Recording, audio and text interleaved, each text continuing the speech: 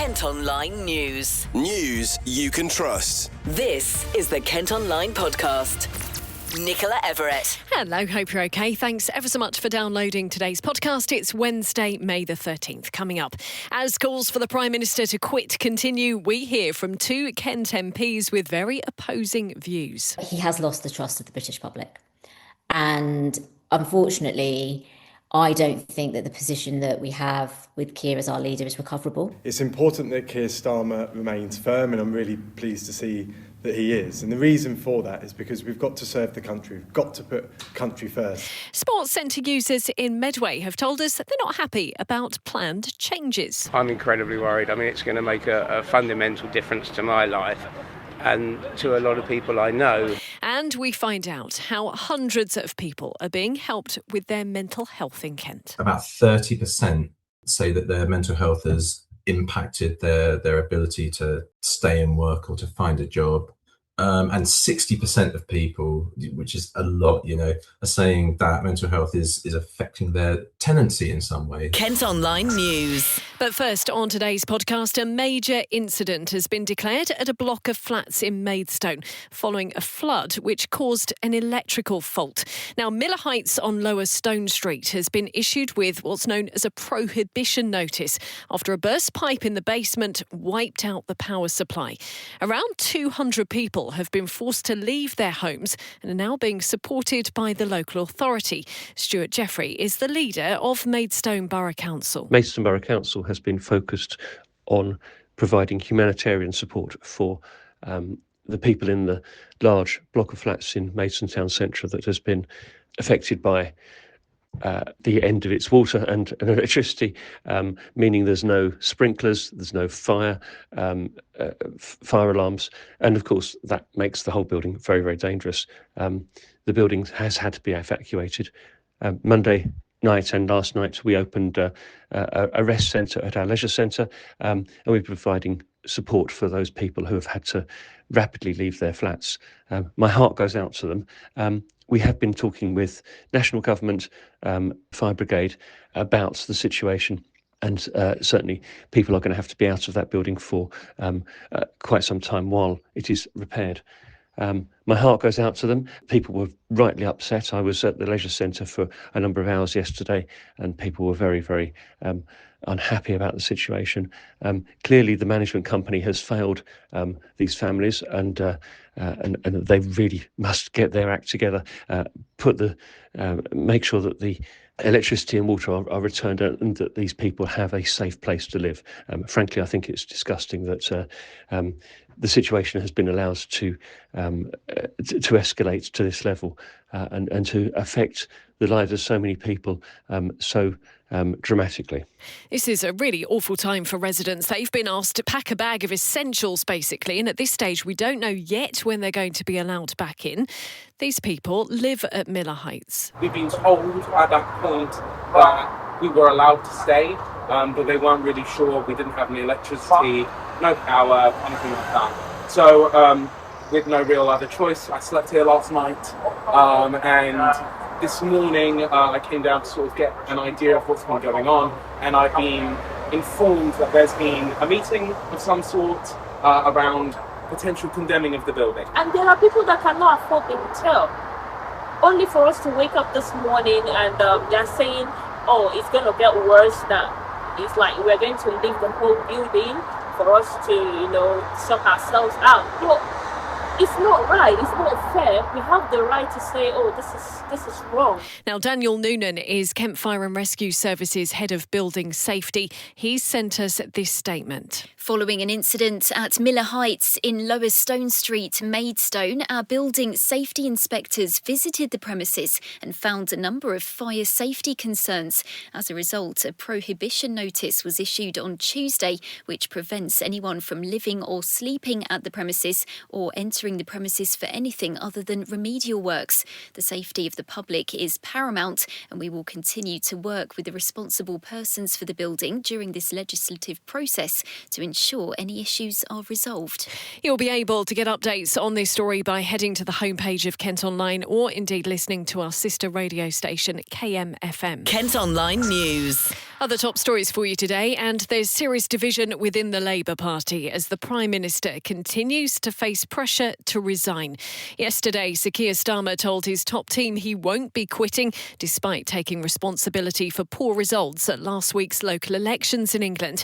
Around 80 MPs have called for the PM to go, but 100 or so have signed a letter supporting him. Well, let's hear now from two Kent MPs who are on either side. Gillingham and Raynham's Nushaba Khan has quit her government role and called for a new party leader. This has been an incredibly difficult decision for me. I actually believe that the Prime Minister is a genuinely decent man.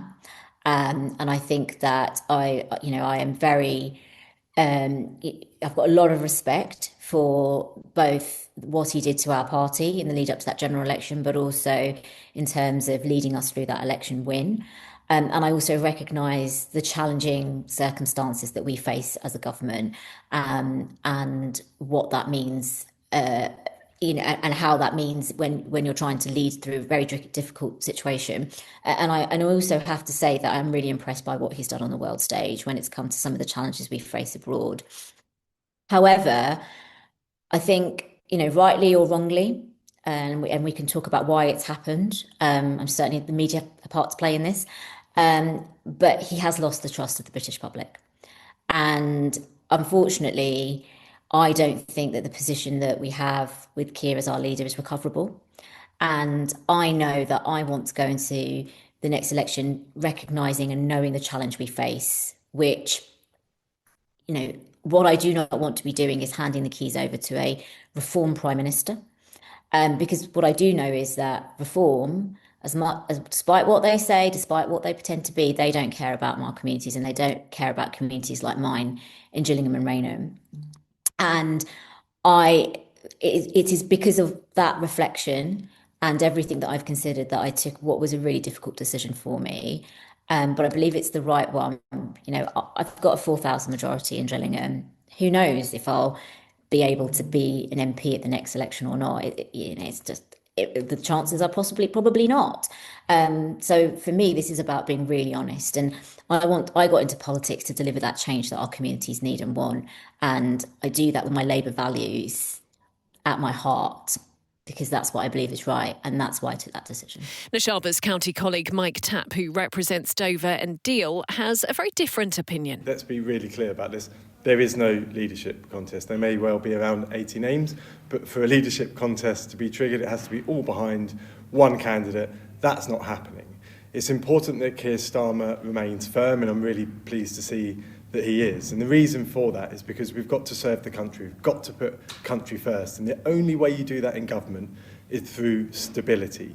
He understands the threats we're seeing both internationally and domestically, from Iran to Ukraine to the cost of living and, of course, securing the borders. To deliver on that and to make sure that the policies are formed correctly and delivered to the British people, we need stability to do that. So that's my message today. That's why I'm behind the Prime Minister, Keir Starmer. We're 2 years in, there's 3 years to go. There's a lot of work to do in the Home Office for me and across all departments, so let's get on with it. That gives you some idea as to how divided the party is right now. You can let us know what you think by leaving a comment at kentonline.co.uk.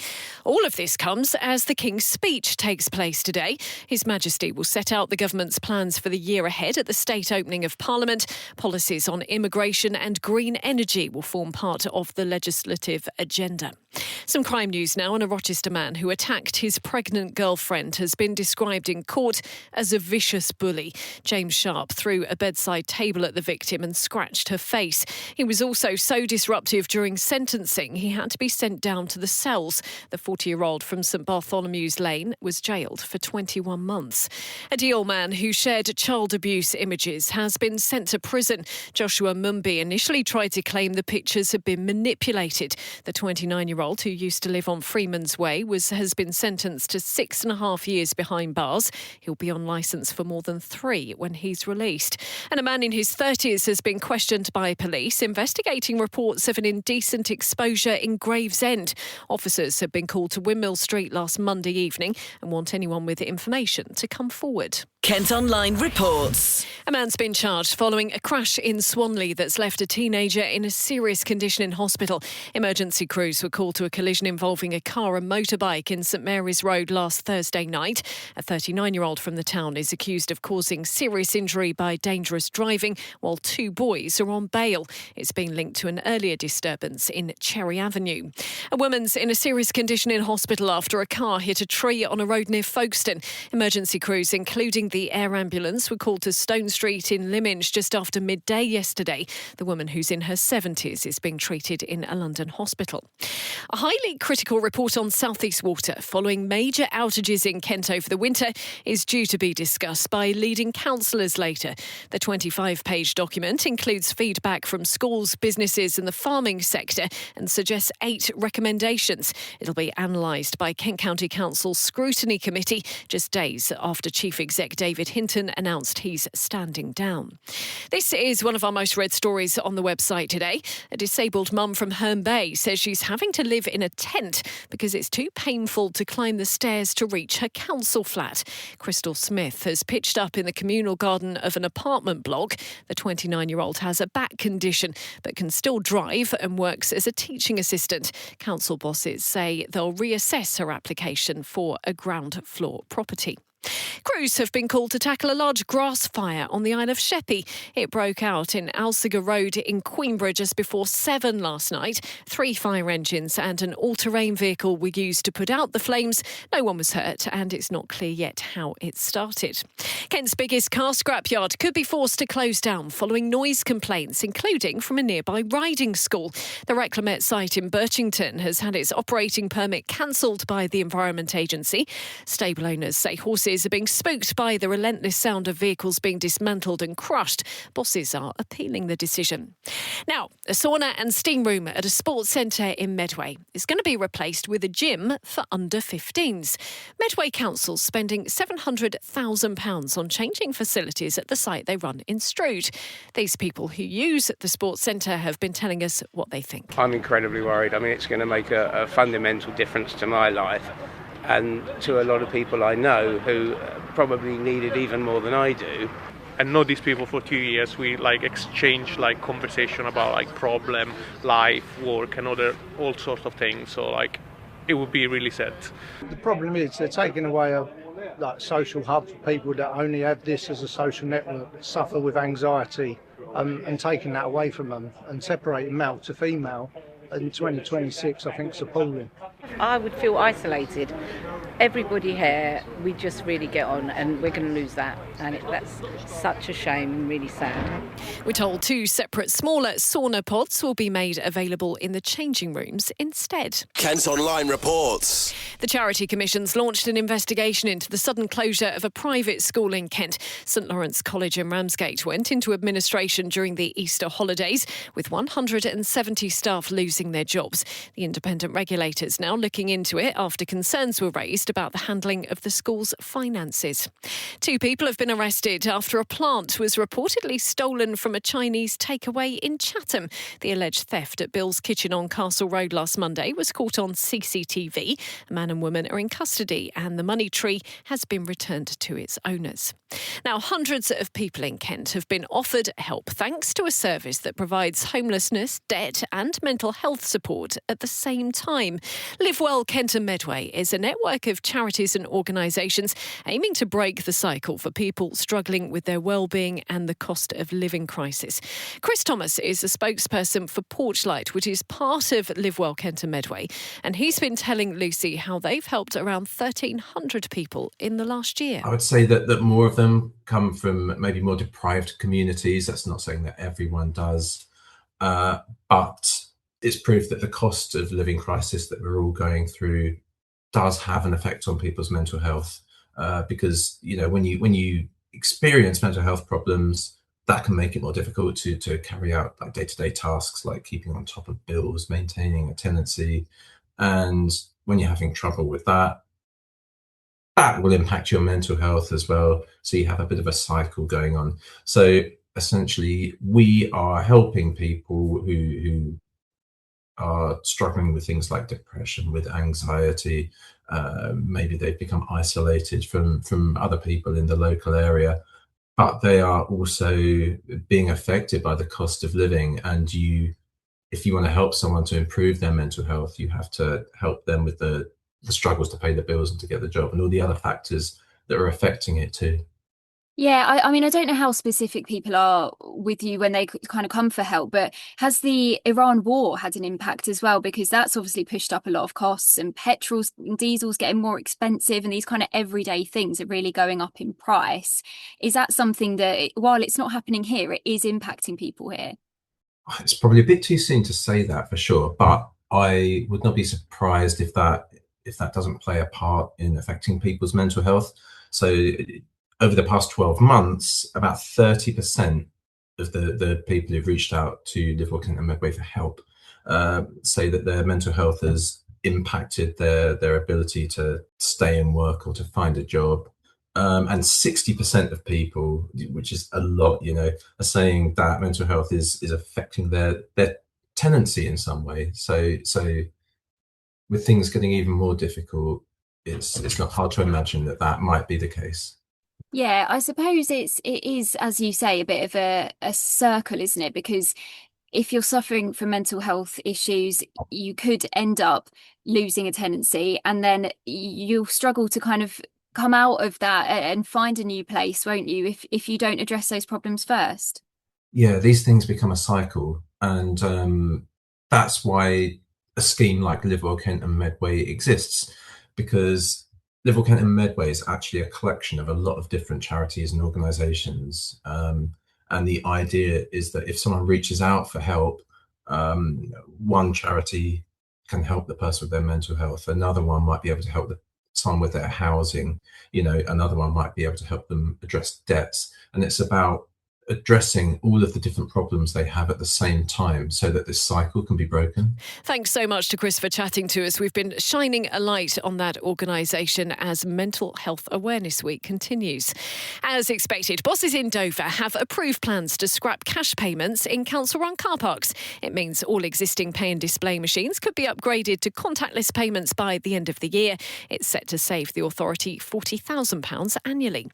Conservationists are celebrating the remarkable recovery of a rare plant called Kentish milkwort. The small flower was reduced to just a handful of plants across 3 sites, but has now seen a 7-fold population increase.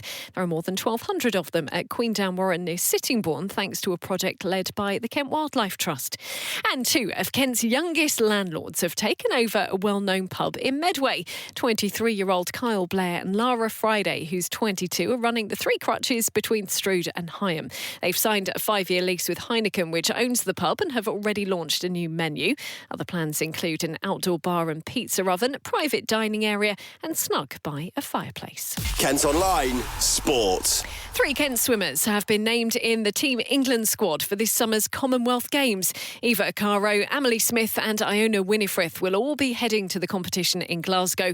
The Games get underway on July the 23rd. And in cricket, Kent have added another player to their squad ahead of this summer's T20 blast.